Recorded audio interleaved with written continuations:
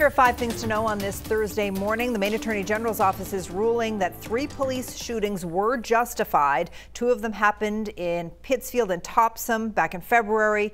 The other happened last year in Lewiston. In all 3 cases, the Maine Attorney General's office ruled the person shot was deemed a threat to themselves or others. The AG's office has never found an officer unjustified in using deadly force since the state started these kinds of investigations in 1995. Thousands of Mainers will have at least some of their student debt forgiven. President Biden announcing this yesterday. Borrowers would get $10,000 in loans canceled. Data from the Maine Center for Economic Policy shows it will help 177,000 borrowers in the state of Maine.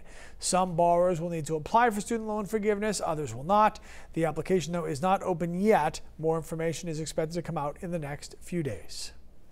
One of the lawsuits that could change the future of Maine's lobster industry is not moving forward. Lawyers for both the Maine Lobster Union and the National Marine Fisheries Service agreed to drop the case. It involved shutting down a 1,000 square mile area of ocean off Maine's coast from October to January. Lawyers said they wanted to focus on similar lawsuits going on in our nation's capital. New lobstering regulations from NOAA are expected this fall.